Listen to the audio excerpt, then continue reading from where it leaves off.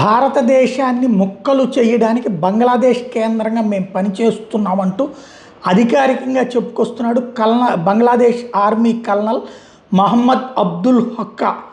ఏమంటాడంటే బంగ్లాదేశ్ పక్కన భారతదేశం ఉన్నంతసేపు బంగ్లాదేశ్కి సేఫ్ కాదు. బంగ్లాదేశ్లో ఉన్నటువంటి 7 సిస్టర్ స్టేట్స్ ఏవైతే ఉన్నాయో ఈశాన్య రాష్ట్రాలు, వాటిని భారత్ నుంచి విడగొట్టాలి. ఆ విడగొట్టి వాటిని స్వతంత్ర దేశాల కింద, స్వతంత్ర రాష్ట్రాల కింద ఉంచాలి, స్వతంత్ర ప్రాంతం కింద ఉంచాలి. అప్పటిదాకా బంగ్లాదేశ్కి సేఫ్టీ లేదు. అందుకోసం కొన్ని శక్తులు పనిచేస్తున్నాయి. ఆ శక్తులు వెనకాల మేమున్నాం అన్నటువంటి విషయాన్ని తాజాగా చెప్పుకొస్తున్నాడు. అంటే బంగ్లాదేశ్ భారతదేశ ముక్కలు చేయడానికి కుట్ర చేస్తోంది బంగ్లాదేశీ సైన్యం అన్నటువంటిది పరోక్షంగా చెప్పుకొస్తున్నాడు. అంటే ఈశాన్య రాష్ట్రాల్లో జరుగుతున్న తీవ్రవాదుల వెనకాల బంగ్లాదేశ్ ఉంది, బంగ్లాదేశ్ సైన్యం ఉంది అన్నటువంటి విషయాన్ని పరోక్షంగా చెప్పుకొస్తున్నాడు.